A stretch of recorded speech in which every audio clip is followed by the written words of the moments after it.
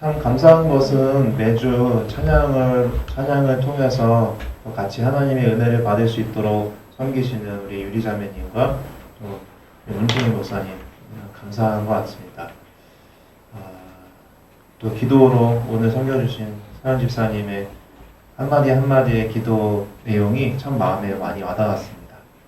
지난주에는 우리 연호 형제가 기도해 줌으로써 너무나 감사했는데 오늘도 서현 집사님 기도를 들으면서 참 마음속에 기쁜 마음과 감사한 마음이 많았습니다. 8월 9일에는 성원 자매님이 기도를 해주실 것입니다. 네. 근데 제가 혼자 생각해서 부탁한 게 아니라 사실 예전부터 우리 한승희 목사님과 같이 얘기를 해서 부탁을 한 겁니다. 느닷없이 카톡방에 올릴 만한 사람은 아니에요, 제가. 그렇게 하고. 마이크는 있으면 주셔도 되고, 네, 없으면 그냥 하고. 설교는요, 여러분, 제가 설교할 때 가장 들어야 하는 사람이 누구라고 생각하세요? 제 입장에서 이 설교를 통해서 가장 들어야 한다라고 생각하는 사람이 뭐라고 생각할 것 같아요? 김남훈 목사가 매주마다 나. 사실 우리 예전부터 우리 섬기는 교회 성도들에게 매번 말했지만 이 설교 나 들으라고 하는 거예요. 사실 근데 1차적인 청중을 신대원에서 신학대학원에서 배울 때 설교학을 배우거든요. 그 설교학을 1차 청중을 이렇게 가르치는데 보통 이렇게 우리 교회 성도들 이 설교에 같이 나누는 그런 성도들이 청중이라고 하는데 저는 사실 그럴 만한 깜냥은 제가 안 되는 것 같아요. 왜냐면 제가 여러분들에 비하면 제가 많이 말씀에 순종을 잘 못하기도 하고 뭐 잘해서 여기 쓰는 거 아닙니다, 여러분. 그러면은 저는 아주 삶의 어떤 모습만 따져봤을 때는 오히려 저보다 여러분들이 더 훌륭하게 열심히 또 말씀에 순종하려고 하고 또 기도하려고 하는 모습들이 있는 것 같아요. 그랬을 때는 제가 이 말씀을 가장 들어야 하는 사람인 것 같아요. 그렇다고 해서 나만 듣고 여러분들은 듣지 말라? 이건 또 아니에요. 그냥 이 시간을 통해서 하나님께서 주실 말씀이 개개인별로 있는 것 같습니다. 오늘 말씀 제목은 내가 앉은 재판석에서 걸어 내려올 때라는 제목입니다. 여러분들의 자리는 다 이렇게 있죠. 지금 사실은 좀 고정된 것 같아요. 항상 앉은 자리가. 가끔씩 한번 뒤집어 엎어버리고 싶은 생각도 있었어요. 누구는 여기 앉고 누구는 여기 앉고 다 고정되어 있다 보니까 생각해보세요. 새 가족이 온다면 어떻게 할 것 같아요? 새 가족이 앉을 때. 앉을 자리가 있어요 지금? 여기 앞에? 여기 앞에 앉으면 다음 주에 못 올 거예요 아마. 다음 주에 안 올 거예요. 여기는 내가 앉을 만한 데가 없구나 라는 생각으로 그럴 것 같아요. 아니면은 뭐 굳이 앉아봤자 뭐 여기 아니면 저기 뭐 여기는 너무 좀 부담스러우니까 뭐 저기 아니면 여기일 것 같아요. 근데 여기도 사실 너무 부담스러운 자리인 것 같아요. 그러니까 지금 앉을 자리가 없이 지금 우리 교회가 꽉 차 있어요. 그러니까 참 사실은 우리 생각에 우리 교회는 사람이 뭐 별로 이렇게 많지 않아라고 생각하는데 면적 대비 생각했을 때는 사실은 많은 거예요. 그래서 저는 의자를 바꿨잖아요. 지난번에 의자 있었던 거 그거 좀 많이 불편했죠. 그것도 사실은 좀 더 우리가 편안하게 예배드리기 위해서 그렇게 한 건데 우리가 앉아있는 자리가 다 각자 있다라는 거예요. 근데 오늘 말씀을 통해서 너의 자리는 거기가 맞니? 라고 물어보시는 하나님의 음성 듣기를 원합니다. 너 자리가 거기 맞아? 거기 혹시 내 자리 아니야? 하나님께서 물어보시는 거예요. 거기 혹시 내 자리 아니야? 라고 물어보시는 거죠. 마치 우리 서현 집사님이 임산부가 되어서 요즘에는 너무 좋다 보니까 전철이든 버스든지 간에 임산부 석이 따로 있잖아요. 근데 거기에 배가 이만큼 나와 있는 아저씨가 딱 앉아 있다고 생각해 보세요. 어떤 생각이 들 거예요? 좀 나오나? 네. 배가 이만큼 나와 있는 아저씨. 괜찮으세요 혹시? 안 괜찮죠? 네. 네 배에는 뭐가 들었니? 라고 물어보고 싶을 것 같아요. 네 배에는 애가 아닌 것 같은데 지방 덩어리 아니니? 라고 생각할 것 같아요. 각자 자리가 있죠. 임산부석에는 임산부가 앉아야 되니까 거기가 마련해진 거잖아요. 노인석, 장애인석 이렇게 있는 자리는 젊은이들만 앉으라고 거기가 만들어진 것이 아니잖아요. 우리 모두가 각자 자리가 있다라는 거예요. 근데 사실은 제가 참 요즘에 고민이 많았던 부분들이 있었어요. 제가 사실 많이 고민하고 제 안에서 좀 갈등이 되었던 부분들이 있었다는 것을 제가 고백하면서 얘기하고 싶었어요. 오타가 있어요. 26년인데 오타 이거 발견하시는 분들이 꼭 있어. 그래서 나중에 목사님 PPT에 오타가 있으세요 이렇게 얘기하는 분들이 있어요. 원래 대형교회 그런 분들 많아요. 거기 그래서 줄줄이 보세요. 목사님 오타 있어요. 목사님 오타 있어요. 한 번 오타 있으면 계속 얘기하시는 분들이 한 10명 있어. 그날은 그냥 죄송합니다. 제가 틀렸습니다. 그렇게 얘기하는 건데 어쨌든 2026년 교회의 표어, 우리 올해의 표어는 훈련이에요. 근데 제가 되게 고민이 됐던 게 훈련이 제가 안 되는 거예요. 어떤 부끄러운 고백이냐? 제가 여기도 써놨지만 제가 훈련을 우리가 인도하는 목회자의 입장으로서 제가 가장 훈련이 안 되는 부분들이 얘기해 드릴게요. 바로 무엇이냐? 선과 악의 기준표가 저에게 있었다는 것을 뒤늦게 알게 됐어요. 이런 사람은 선한 사람, 이런 사람은 악한 사람이라고 나만의 기준표를 가지고 이 사람을 내가 등급을 매기는 것처럼 선과 악의 기준으로, 그것도 어떤 기준이냐? 누구의 기준? 나의 기준으로 사람을 그렇게 선인으로 악인으로 생각하고 있었던 것을 발견하게 됐어요. 그게 저의 부끄러운 모습이었던 것 같아요. 제 기준표가 이렇습니다. 악한 목사는 어떤 사람? 선한 목사는 어떤 사람?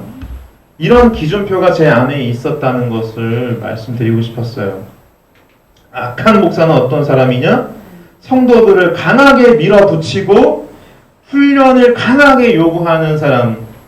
저는 그것은 강요하는 나쁜 목사로 생각하고 있었어요. 이거는 흑백 논리예요, 저만의.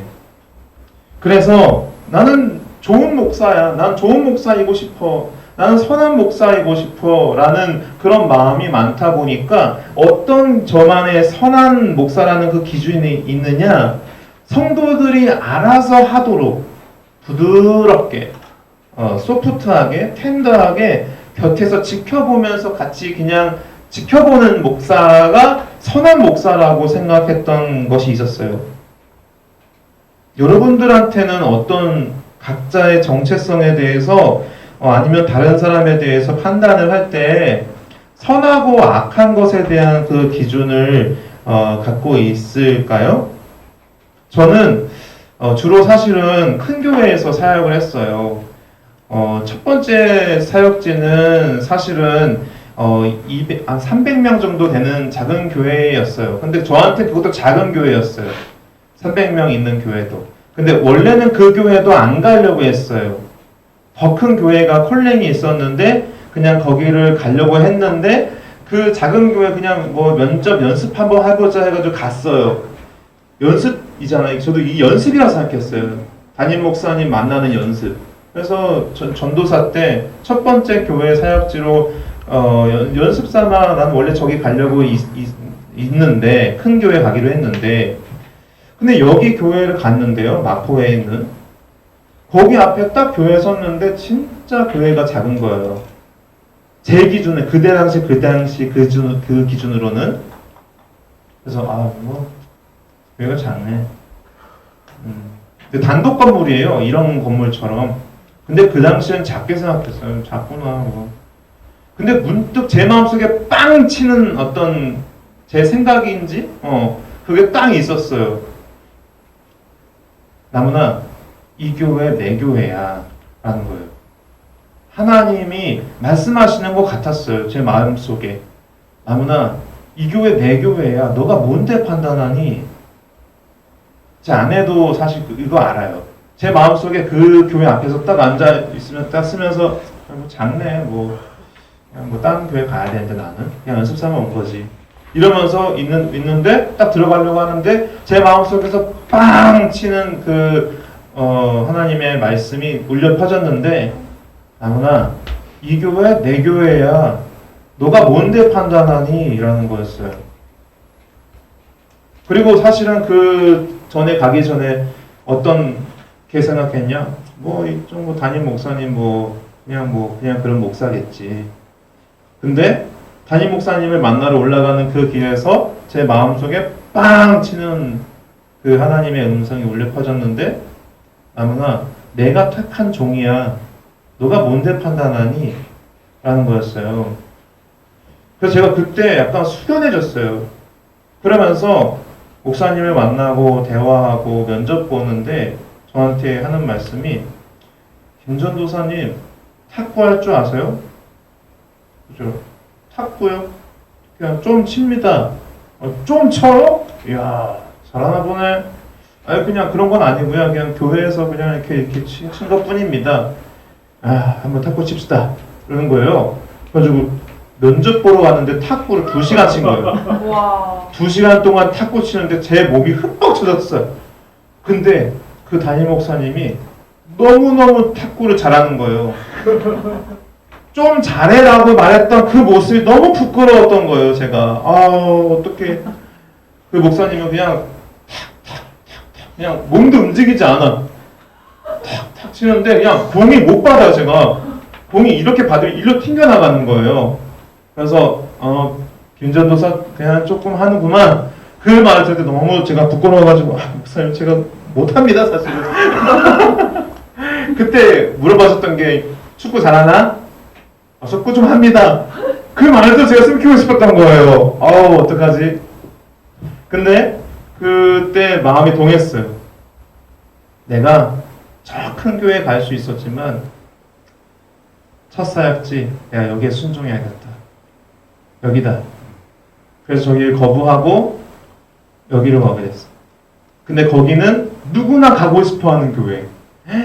거기 가면 일사천리로 목회 길이 열려.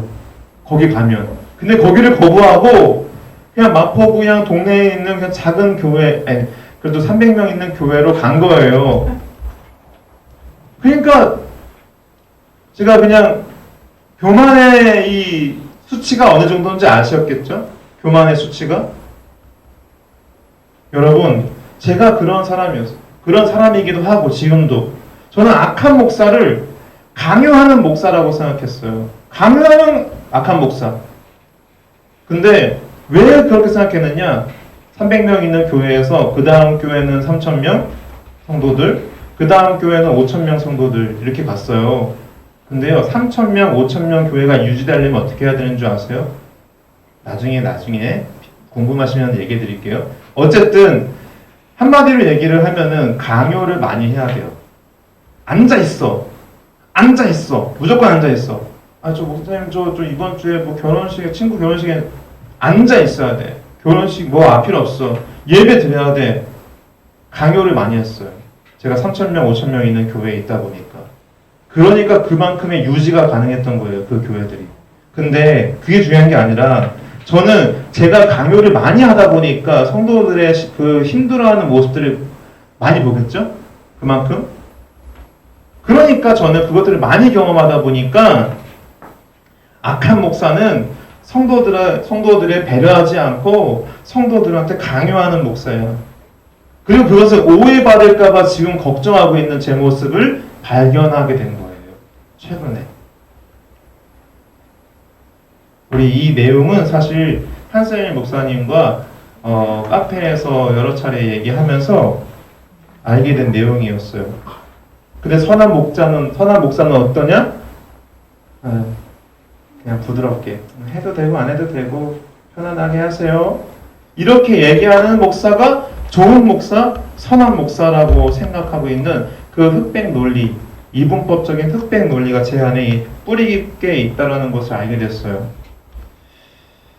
여러분 어떠신가요? 이게 진짜 맞는 건가요? 성도님한테 훈련을 제시하고 이거 해야 합니다. 예배 드려야 됩니다. 말씀 봐야 됩니다. 같이 기도합시다. 좀 더 강하게 얘기하면요. 그거 악한 목사인가요? 여러분 어렵죠. 그렇게 얘기하는 게. 어려움에도 불구하고 얘기하는 것은요. 엄청난 용기가 필요해요. 얘기 안 하면요. 너무 편해요. 너무너무 편해요. 얘기 안 하면요. 그래서 저는 이 말씀을 통해서 제가 하나님 아버지 앞에서 쓰는 시간이 있었어요. 성경에 보면요. 주께서 그 사랑하시는 자를 징계하시고 라는 말씀이 있어요. 히브리서 말씀에. 여러분 심판과 징계는 좀 다릅니다. 징계라는 것은 하나님의 자녀들에게 허락되어지는, 쉽게 말해서 좀 혼나는 시간, 훈련받는 시간, 내가 원하는 대로 안 되는 시간, 그런 시간이 있다라는 거예요. 왜? 사랑하니까. 하나님께서 사랑하니까 징계가 있는 거예요. 여러분 시편 말씀에서도 이런 말씀이 있죠. 우리가 많이 하는 말씀이지만 주의 지팡이와 막대기가 나를 안위하시나이다. 지팡이와 막대기 두 가지가 나옵니다. 이 지팡이와 막대기의 차이점을 아십니까? 지팡이는요, 양을 부드럽게 인도하는 도구입니다. 위기 상황이 있지 않은 상황, 그래서 부드럽게 툭툭 치면서 그냥 일로 가라 하면서 인도하는 목자가 양떼들을 인도하는 도구입니다. 근데 막대기는 어떤 것이냐? 맹수의 위험에서 양떼들을 지키고 양떼들이 혹시나 곁길로 빠지지 않을까? 그래서 혹이나 웅덩이에 빠진다거나 위험에 처할 수 있는 것을 강하게 쳐서라도 돌이키게 하는 도구가 막대기입니다. 지난주에 다윗의 영화를 보신 분들이 아실 거예요. 다윗이 양떼들을 초원에서 이렇게 몰고 있었을 때 무엇이 나왔나요? 맞아요. 주에 잘 봤네요. 사자가 갑자기 나왔어요. 근데 거기에서 우리 다윗이 목숨을 걸고 싸우는 그 모습이 있었습니다. 결국에는 사자는 그 낭떠러지에 있는 돌틈 사이로 빠져서 죽어가고 있는 모습을 결국엔 봤는데요. 영화 속에서. 다윗도 목자로서 항상 양떼를 부드럽게만, 좋게만 인도하지 않았다라는 거예요. 하나님도 동일합니다. 우리를 어느 때는 부드럽게 인도하시고 상당히 배려하시고 기다려 주실 때도 있습니다. 하지만 막대기를 사용하셔서 우리를 징계하시고 우리를 때리실 때가 있다라는 거예요. 그때 여러분들 마음은 어떻습니까? 왜 그러세요, 하나님 저한테? 도대체 왜 하나님 저를 왜 이렇게 힘들게 하시는 거예요?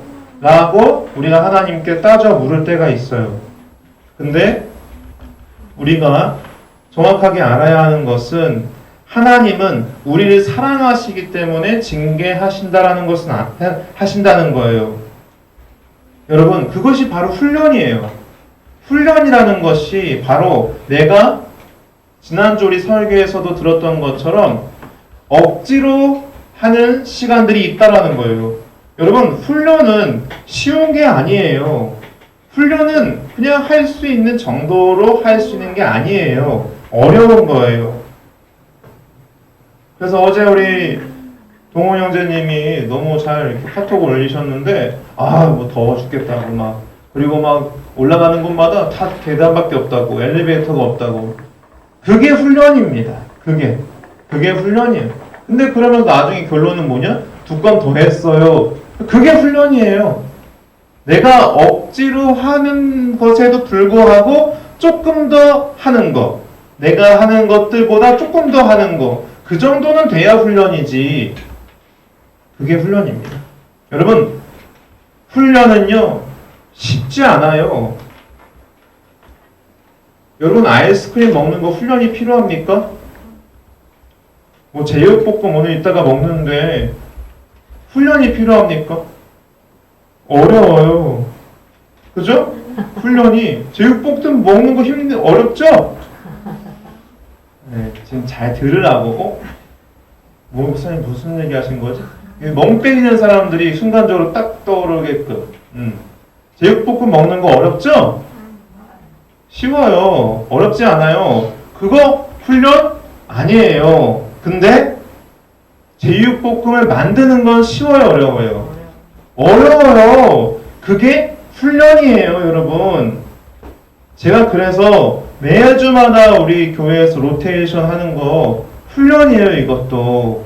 교회를 사랑하게 하고 설거지 시키고 그리고 청소하고 다 훈련입니다. 그러면 이걸 다 제가 하면요, 나만 훈련해. 나만 훈련돼서 나만 완전 다윗과 같은 사람이 돼. 다른 사람 다 훈련 안 돼. 이게 나쁜 목사죠? 나만 훈련되고 여러분들은 훈련 아무것도 안 돼. 그냥 앉아가지고 예배만 드리고 안녕히 계세요 하고 집에 가. 그러면은 그거는 훈련의 공동체가 아닌 거예요. 당장 힘들어 보여도 그것은 강요가 아니라 사랑입니다. 훈련이에요, 그게. 근데 우리는 그 훈련을 왜 어렵냐? 왜 어렵냐? 사실은 본질적으로 죄라는 것에 대해서 알아야 돼요. 여러분, 죄는요, 바로 우리 마음속에 있는 그 죄는요, 선악과와 관련이 있어요. 여기에 제가 어두운 배경에 선악과를 제가 보여준 거예요. 창세기에서 마귀가 아담과 하와한테 유혹하죠. 야, 맛있겠지? 너무 어때? 보암직도 하고 먹어. 근데 하나님은 분명히 먹지 말라고 했어요. 여기에 있는 모든 열매는 다 먹되 선악과의 열매는 먹지 말아라. 왜? 이것을 통해서 너가 바로 피조물이고 나는 하나님이다라고 하는 그 정확한 구분이 거기에 있었던 거예요. 근데 마귀는 어떻죠? 괜찮아. 너도 하나님처럼 될 수 있어.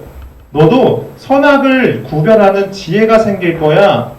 근데 하나님이 선악의 기준인데 그 선악의 기준이 아닌 너만의 선악의 기준을 가져 라고 하는 거예요.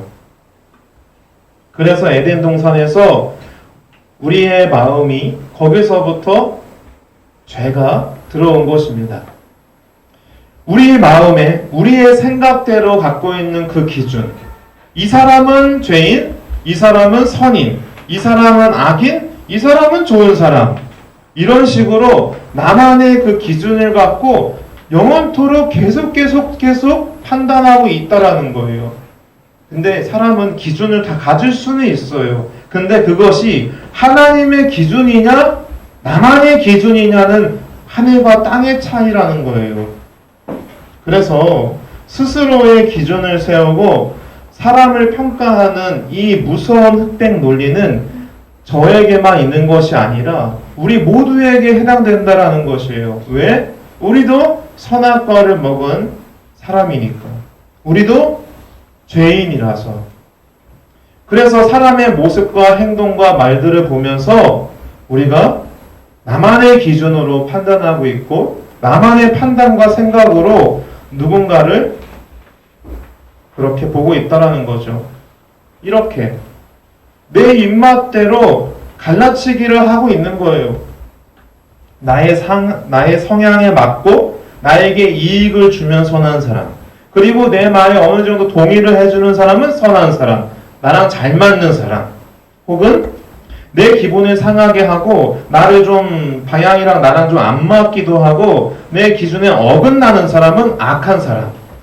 선한 사람과 악한 사람으로 내 마음속에서 끊임없이 갈라치기를 하고 있는 거예요. 왜 그럴까요? 누군가를 내가 악인이라고 정죄하는 순간 나는 자동적으로 그 사람보다 높은 사람, 내가 이 사람을 판단하는 사람, 내가 이 사람보다 더 나은 사람, 옳은 사람, 멋진 사람이라는 그 영적인 착각이 순간에 빠지기 때문인 거예요. 그것이 아담과 하와에서부터 시작된 본질적인 죄라는 거예요. 내가 갖고 있는 기준, 하나님의 기준이 아닌 나의 기준으로 선한 사람과 악한 사람을 구분하고 갈라치게 하고 있는 거예요. 그러면서 어떻습니까? 내 주변의 선한 사람들, 내가 원하는 그 선한 사람들을 옆에 세워요. 그러면서 주변에 있는 악한 사람들을 같이 욕하는 사람들로 나를 만들어버리는 거예요. 무섭죠. 그러다 보니 나이가 들면 들수록 내 주변에 나한테 뭐라고 하는 사람이 점점 없어지는 현상. 왜?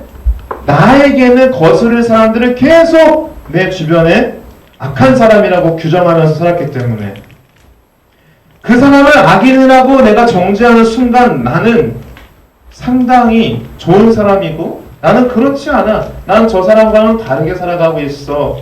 나는 옳은 사람이야. 근데 그 사람들이 예수님 시대에 어떤 사람들인지 아십니까? 예수님 시대에 어떠한 부류로 불려주시는지 아십니까? 바리새인. 바리새인들이 그런 사람들이었습니다. 마치 목사 같은 사람. 그 당시에 바리새인은 목사 같은 존재였어요. 율법 학자였고 그 모든 것을 다 잘 지키고 그러면서 다른 사람들 판단하고 있고 명령하고 있고 저처럼 이렇게 말씀을 전하고 있는 사람. 근데 그 안에 그 바리새인들에게는 복음이 없었던 거예요. 사람들을 말씀으로 판단하고 있고 나만의 기준으로 갈라치게 하고 있는 사람들. 그게 사실은 하나님 아버지 앞에서는 그게 쿠데타예요. 그게 내란입니다, 사실은. 정치적인 단어를 썼는데 오해하지 마십시오. 이거 하다 보니까 만들어졌어요. 여러분, 영적인 쿠데타라는 거예요. 하나님 아버지 앞에서는 너 자리가 거기가 아닌데 계속 내 자리에 너가 앉아있으니까 하나님 입장에서는 아닌 거예요. 뭐라고 합니까? 하나님, 이제부터요, 선악의 기준은 내가 가질게요. 하나님의 선악의 기준은 아니에요. 그냥 옵션 중에 하나로 생각할게요. 하나님, 내 인생의 재판장은 바로 나예요. 하나님이 나를 판단할 것도 아니고요. 나는 내가 판단하고요. 다른 사람도 내가 판단합니다. 내 인생의 재판장은 나라고요. 하나님의 고유의 권한인 그 심판석에 내가 앉아서 내가 분류하고 있고 내가 정죄하고 있고 하나님의 자리에 내가 서 있는 그 모습입니다. 그러나 여러분, 하나님은 사도 바울을 통해서 오늘 어떤 말씀을 우리에게 전달하고 있습니까? 하나님께서는 한번 읽어보겠습니다. 시작. 남의 하인을 비판하는 너는 누구냐? 그가 서 있는 것이나 넘어지는 것이며 자기 주인에게 있음에 그가 세움을 받으리니 이는 그를 세우시는 권능이 주께 있음이라. 아멘. 사도 바울은 이 로마서 하나님의 말씀과 음성을 통해서 이 14장 4절을 쓰게 된 거예요. 남의 하인, 그러니까 하나님의 입장에서는 하나님의 종인 거죠.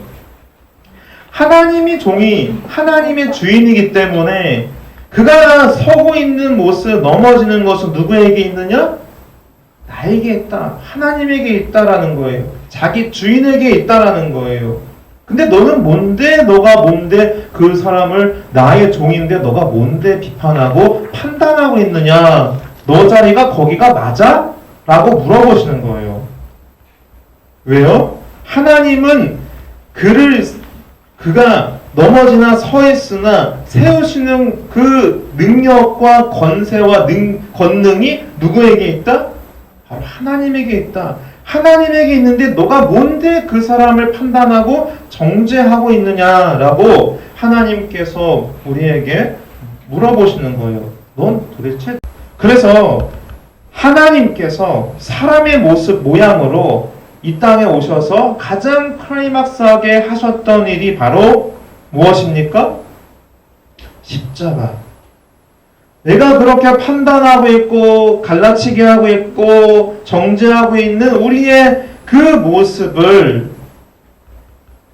십자가에서 우리와 함께 거기서 예수 그리스도께서 죽으셨다라는 거예요. 갈기갈기 찢어지셨다라는 거예요. 그래서 하나님은 우리에게 이렇게 오늘 요구하십니다. 찢어버리라고. 내가 갖고 있는 그 판단의 기준표를 찢어버리라고. 어디에서? 십자가에서. 그리고 이미 찢어진 것이라고. 너가 나의 자녀라면, 너가 나의 제자라면 하나님의 기준이 바로 세워지기를 바란다 라고 하는 하나님의 음성 듣기 원합니다. 진정한 십자가는요, 내가 죽고 거기서 내가 죽고 내가 다시 살아가는 매 순간마다 역사하시는 그 하나님의 은혜를 경험하는 그 장소입니다. 제가 서두에서 말씀드렸듯이 저는 여러분들보다 말씀을 잘 지켜서 이거를 전하는 것이 아닙니다. 오히려 제가 이 말씀에 비춰봤을 때 가장 말씀에 순종하지 못하고 있는 1인이라고 생각합니다. 그렇기 때문에 여러분, 우리가 조금 더 잘났고 조금 더 못났다, 이런 도토리 키재기 같은 것으로 인해서 우리의 판단을 어둡게 만들지 마시고 십자가를 바라보시며 나의 선악의 기준표를 찢으시라는 거예요. 그래서 판단은 누가 하신다? 하나님만이 하십니다. 나는 재판장이 아니라는 거예요. 저 사람과 똑같이 나도 은혜가 필요한 죄인입니다라고 하는 그 고백이 우리의 입술에서 오늘 선포되기를 바랍니다. 내 안에 선악과적인 그 본성, 내가 하나님의 자리에 오르려고 하는 그 본성, 이 계단은 내가 하나님의 자리에 오르려고 하는 그런 계단이라고 저는 생각해요. 내려오십시오. 올라가는 자들은 반드시 하나님께서 내려오게 만드십니다. 철저하게 낮추십니다. 그런데 자기를 철저하게 낮추는 사람들은 하나님께서 철저하게 올리십니다. 근데 그 길이 너무 힘들어요. 쉽지 않아요. 나도 모르게 갈라치게 하고 있고 내 마음속에서 판단하고 있고 내 마음속에서 다 분류하고 있고 내가 생각하는 선한 사람, 좋은 사람, 내가 생각하는 악한 사람, 나쁜 사람, 이걸로 인해서 나를 지키려고 하는, 나를 지켜나가려고 하는 그 선악과적 본성을 십자가에서 못 받고 찢어야 합니다. 그래서 오늘 같이 결론 맺길 원합니다. 우리의 선악의 판단, 그것은 정죄 대신에 기도, 판단 대신에 우리가 형제 사랑을, 이웃 사랑을 실행하고 순종해 나가기를 하나님은 원하세요. 우리에게 주어진 것은, 우리의 지성과 우리의 이성이 주어진 것은 하나님을 판단하고 이웃을 판단하고 내 안에서 그렇게 갈라치게 하라고 주신 게 아니에요. 이 이성과 지성을 통해서 우리가 하나님의 계획을 생각하고 소망하고 그 사람을 향한 하나님의 계획을 같이 꿈꿔나가길 하나님은 그 바램으로 우리에게 은혜를 주시는 겁니다. 그래서 주님의 은혜 가운데 십자가로 나아갑시다. 십자가 저 위에 보입니다. 올라갑시다. 주님이 올라가셨습니다. 같이 가자고요. 혼자 가는 것도 아닙니다. 우리가 같이 가는 겁니다. 그래서 성령님께서 이끌어 가실 것입니다. 그래서 교회가 있는 것이고 공동체가 있는 것입니다.